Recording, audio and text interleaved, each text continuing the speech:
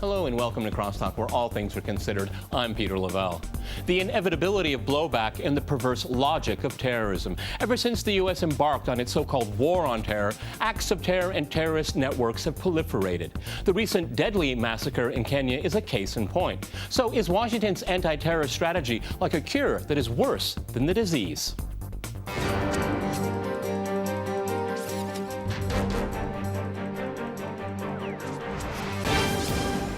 To CrossTalk the War on Terror, I'm joined by Richard Barrett in New York. He is the Senior Vice President at the Soufan Group.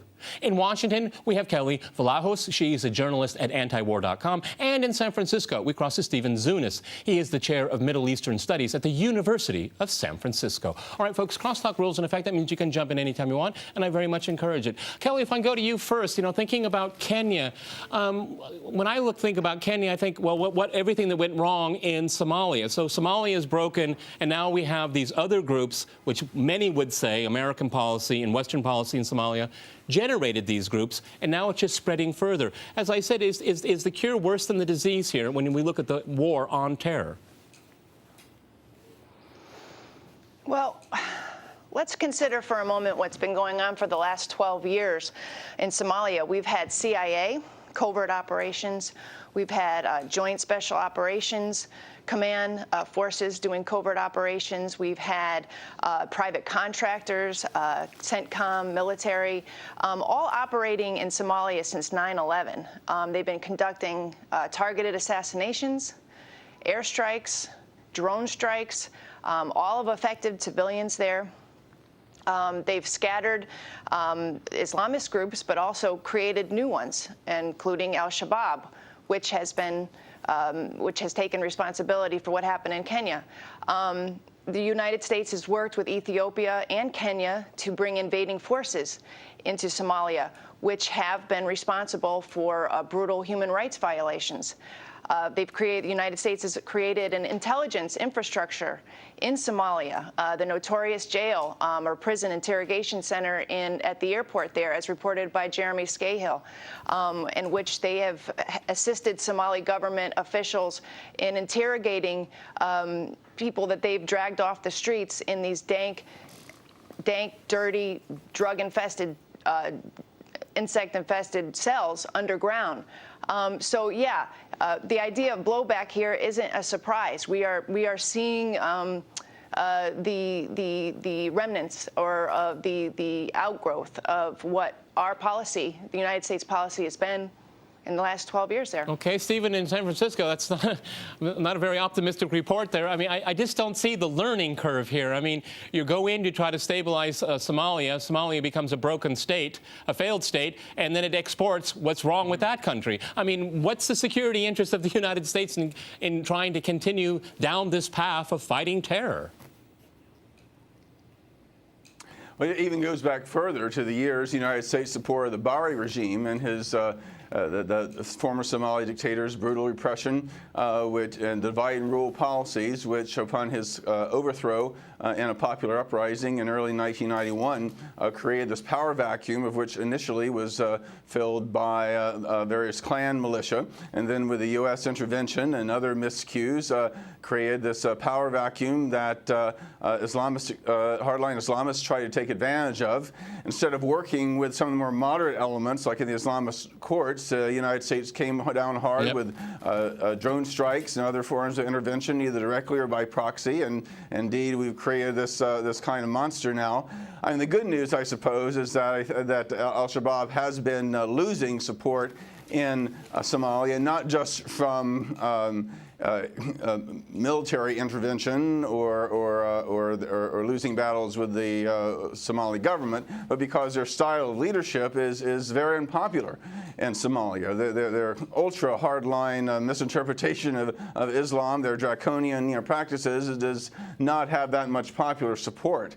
And indeed, I think, and it's because of their losing ground, they're getting desperate. I think they went and did this desperate act in Kenya.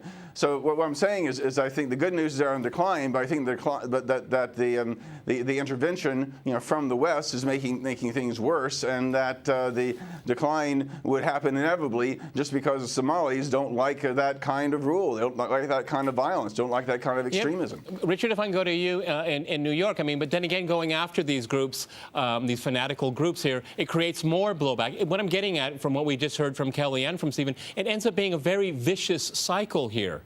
When we have extremists and terrorists, and then this response, drones, changing governments, manipulating governments, it's a vicious circle. It feeds off of itself. Well, Al-Shabaab is a product of what's going on in Somalia, of course, and as Stephen said, it's a very complicated situation there, with lots of clans involved, with struggle for power in various different areas of the country, or the country as it was since 1991 when the government collapsed. And the forces in there are, of course, originally African Union forces, but now they're UN forces. The AMISOM is a UN force trying to allow the transitional federal government to establish some sort of stability. And Al-Shabaab is fighting the UN forces. And, of course, all members of the United Nations and Security Council in particular have mandated those forces to try and help the transitional federal government. And Al-Shabaab, yes, it's attacking outside, and it attacked, of course, in Kampala in 2010 during the World Cup final there, because Uganda is also a troop contributor, a major troop contributor to the AU forces as they then were.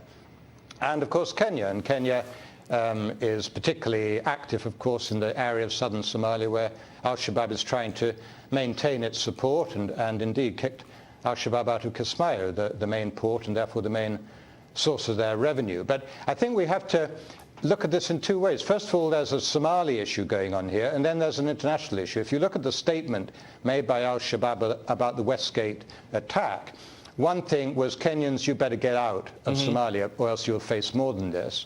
And the second thing was, international community, you better stop supporting the Kenyans and supporting the others in fighting in Somalia. So there's a sort of transition there from a local issue to an international issue. And Stephen made a very good point about the unpopularity of Al-Shabaab and the divisions in Al-Shabaab, which of course led to a great deal of bloodletting in recent weeks and months within Al-Shabaab.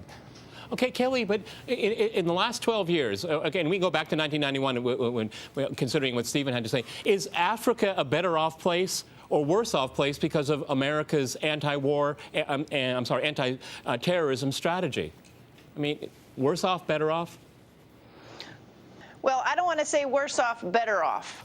I would take a look at what's going on in Somalia now.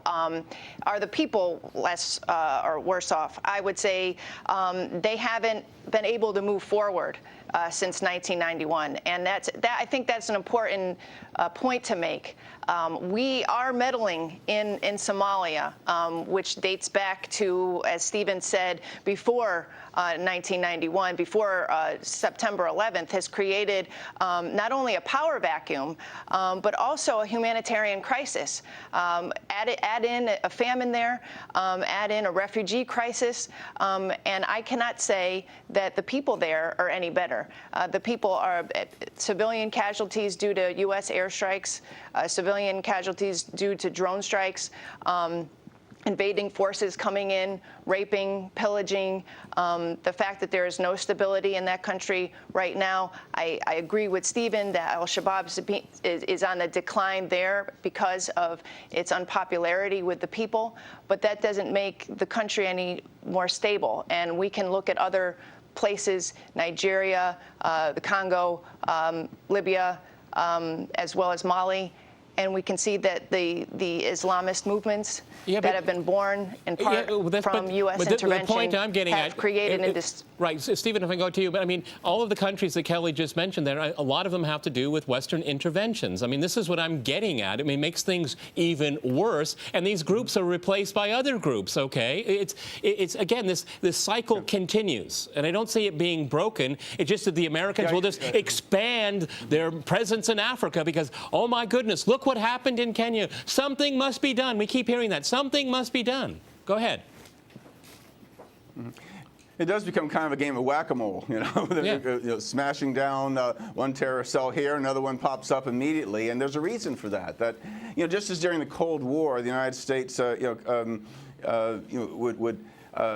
intervene in the name of anti-communism, not recognizing that a movement's power came not from their study of Marx and Lenin, but from nationalism, and that it was many of these communist movements were a reaction, or communist-led movements were a reaction to Western imperialism, to Western involvement by propping up right-wing dictatorships and bombing and intervening. We are creating more communists than we were suppressing. Same thing has been happening in the so-called war on terror.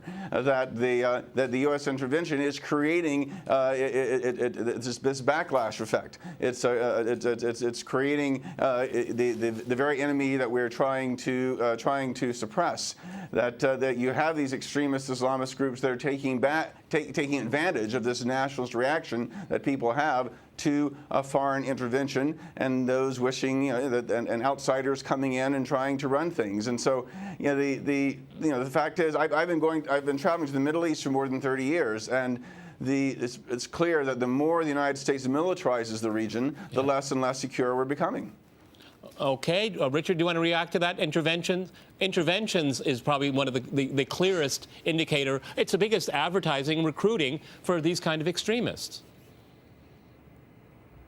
Well, yeah, but whose intervention are we talking about here? I mean, if you're looking at West Africa, for example, as I think Stephen was mentioning, or Kelly was mentioning, I mean, in Nigeria, the opposition to Boko Haram is entirely local. The opposition to Al-Qaeda in the Islamic Maghreb, well, of course, the French moved in to try and push them out of Mali, but generally speaking, the work against Al-Qaeda in Islamic Maghreb has been essentially regional. And all right, folks, I have to jump in here. I'm sorry, Richard. We have to jump in here. I'm going to go to a short break, and after that short break, we'll continue our discussion on the war on terrorism. Stay with RT.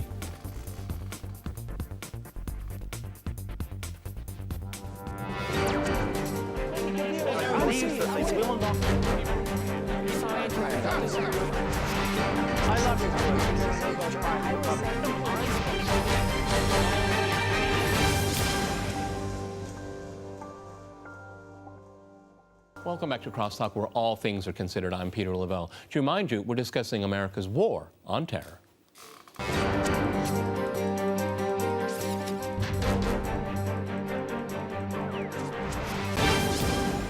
Okay, Kelly, I'd like to go back to you in Washington. I think as most people watch this program on a regular basis, I'm a cynic at heart, okay? So I'm going to say my cynical thoughts here. When I look at these interventions and the meddling in these countries in Africa, it seems to me that the West, particularly the United States, thinks they can control the things on the ground once they get things started. But it never seems to work out that way. There's always a ripple effect. It spreads someplace else. Maybe you can control a place for a short while, and then you get these unintended consequences. And it seems to happen over and over again. And I can go back all the way to the Soviet experience in Afghanistan, all the way to Kenya last weekend. Yeah, and just talking a little bit about Mali, for an example, I mean, what our airstrikes, the U.S.-led airstrikes in Libya, had a ripple effect in which a lot of the weapons that were poured into that cause, the rebel cause there, had found their way to Islamist fighters who were fighting in the coup and subsequent insurgency in Mali. So that's a perfect example. Going back to a little bit about whether or not Africa is worse off, one of the things that I failed to mention is that the humanitarian aid from the United States has not kept up with the military aid that we have poured into Africa. President Obama has not. He has not followed through on many of his promises to help with the famine and the humanitarian crisis there, but he has helped in spreading the footprint of U.S. military throughout Africa. There's over 5,000 troops there, and in I think at least 12 different countries. And I just read today that they're expanding the base in Djibouti. So we're looking at a situation where military intervention has come first before humanitarian assistance. And I think a lot of the blowback, much of the blowback is from people like you had pointed out, that are reacting to our meddling and not any assistance that we've been given to Africa. Stephen, Kelly said the right word, footprint. And again, being a cynic, this is a great way. You have to fight terrorism. These terrible people, that what they did in Kenya, we have to send in the troops. We have to arm these people. We have to find allies. And this is the same thing over and over again. And again, being very cynical, and I don't want to be misunderstood here, is that this is a wonderful enemy to have, because it's a very clear reason we have to do something, and we must beef up these people. I mean, I was listening to Lyndon Johnson, the tape recordings about how he didn't want to get into Vietnam, and all these people that were saying, but if you don't, this is going to happen. You're going to look weak, and these people are going to take over. It's just amazing, the duplication that's going on right now. It's all about the footprint. It's the footprint. Yeah, well, it's very much about this idea of imposing military solutions to complex political, social, and economic problems. And it's not that some form of force isn't sometimes necessary when we're dealing with dangerous terrorist cells. I'm not saying that that U.S. or other countries shouldn't send in advisors and counterterrorism support in certain, again, very narrow cases where you have actual intelligence about specific cells. But when you go in and you start bombing a country, when you bring in troops, when you give lots of military aid to regimes that in the name of counter-terrorism use it to suppress legitimate political dissent, I mean, I think that's where it becomes a problem. I remember seeing some statistics. I'm glad Kelly mentioned the foreign aid question, because I remember seeing something 8 or 10 years ago that the only place in the Islamic world that public opinion of the United States had gone up since 9/11 was in Aceh after the tsunami, and a part of northern Pakistan after a major earthquake, where the U.S. sent in large amounts of humanitarian aid. This is the way to win hearts and minds, not by militarizing situations, not by supporting repressive regimes, because in an ironic way, President Bush was right when he said that repressive governments end up breeding terrorists. Of course, Bush was talking about spreading democracy from Damascus to Tehran, and while I agree that Syria and Iran could use more democracy, he wasn't talking about spreading democracy from Riyadh to Cairo or any number of the capitals of the dictatorships that the U.S. supports, where most of these terrorists actually come from. But the underlying point is that, as John F. Kennedy said, those who make peaceful evolution impossible make violent revolution inevitable. And if we're really interested in stopping terrorism, we should stop supporting dictatorial regimes and occupying armies, and stop militarizing these complex situations. Richard, we've already hit on this point in the program, but giving aid and technology and investment, that's a lot less sexy than sending in the Marines, okay? And when you send in the Marines, you can affect something at least very quickly. It may not be the outcome that you want ultimately, but it's you get friends and allies and surrogates on the ground. But aid and development takes a lot more time, and it's not as popular during times of austerity in the West.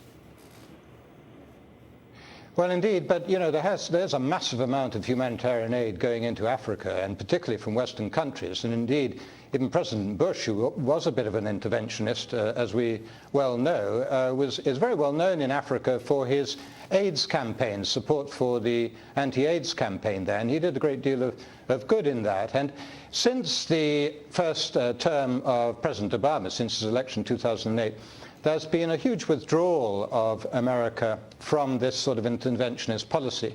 And I think that's matched by other countries as well. I mean, there's a withdrawal from Iraq and now a withdrawal from Afghanistan. And the thing about terrorism is obviously it's a scary thing, and the international community, particularly the major powers, have to consider their own domestic security as well as some sort of international responsibility. But just by giving aid, you don't solve the problem. If you look at the United Nations, for example, we've been attacked in Mogadishu, the UNDP offices there, the World Food Programme attacked in Pakistan, the UNAMA offices attacked in Afghanistan, the UN building in Abuja attacked in Nigeria.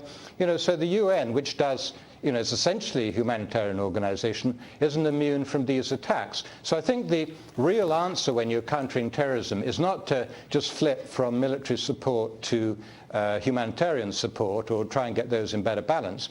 It's more to understand why people are becoming terrorists in the first place. Why do they think they can only achieve their aims or feel this sense of empowerment and identity and so on by being violent? Why is it that they don't have better outlets to express their concerns and frustrations? I think a lot of people would say because they're victims of violence itself from Western countries. Kelly, there's one issue I want to address. Well, not from Western. Okay, go ahead, Richard. Go ahead. Not from Western countries, I don't think. I don't think they feel they're victims from Western countries. I think they may feel that they're victims from their local governments, which are supported by Western policies. Fair enough. But then again, they're terrorists because they're a group which find no way of exerting their voice, without maximizing their impact through terror, because there's not enough of them, of course. Like in the Arab Awakening, for example, you didn't see Al-Qaeda flags in Tahrir Square or in Tunisia or even earlier on in Syria and so on. In those revolutions, even in Libya too, you saw a popular movement. And where the popular opinion can have an impact, can have an effect, then you get change without violence. Okay, Kelly, that we know, at least it's been alleged, that a number of Americans were involved in this attack in Kenya. This is very interesting, and looking at the recruiting of these organizations, I don't know all of them and I don't know all the details, but more and more Western nationals are involved here. Syria is a good case in point here. This is very interesting as well, is because this is not only something happening far, far away, but it's something getting closer and closer to home. I think at the last count there was over 1,000 EU nationals in Syria fighting with the rebels. I mean, this is another one of the blowbacks, the cancer that this war on terror creates. Well, yeah, and I think Stephen alluded to this, that the attack that we saw in Kenya the other day was the result of a splinter within al-Shabaab. You have these competing forces. On one side, you have the al-Shabaab who is fighting to get the Kenyans and the Ethiopians out of Somalia. It's a more localized effort, and then you have a more transnational al-Shabaab that's affiliated with al-Qaeda and has broader transnational aims. We see in recent reporting that the latter had won out, and we saw that in the massive attack on the mall the other day. That transnational effort includes, like you said, many fighters from across the globe, including fighters that have come from as close to the United States as Minnesota. There's a huge Somali population there. The FBI has been watching them for years. Turns out that they've been doing Al-Qaeda and Al-Shabaab has been doing some very effective recruiting from that population. Well, it's really incredible. What we're seeing it's here amazing. is Why didn't the NSA find this? What is the NSA doing, okay, if they're not finding people like this? It's extraordinary. Go ahead. Yeah. Jump in. Yeah, actually, there was some news that came out just a year and a half, 2 years ago that there had been a number of Somalis, Americans living in the Twin Cities that had been recruited by al-Shabaab. They were following up on that. So this isn't new information, but it does raise kind of a bigger question that U.S. policy is alienating not just Muslims abroad, but even Muslims at home. And that again, it raises serious questions about whether this kind of counterterrorism strategy, which puts so much emphasis on the military side, is doing more harm than good. I think the one hopeful sign we had initially, I think, was the Arab Spring in the way that it showed that massive nonviolent action was far more effective at bringing down Western-backed dictators like those in Egypt and Tunisia and Yemen than was Al-Qaeda and their kind kind of apocalyptic ideology and genocidal tactics. But unfortunately, the way things have gone in Syria and Libya, and the struggles of consolidating democracy in Egypt and Yemen, I think has maybe given new life. All right. To those Fascinating who are, discussion here. frustrated It seems to me that the war on terror has nothing to do with democracy in the world. Many thanks today to my guests in Washington, New York, and in San Francisco. And thanks to our viewers for watching us here at RT. See you next time. And remember, Crosstalk rules.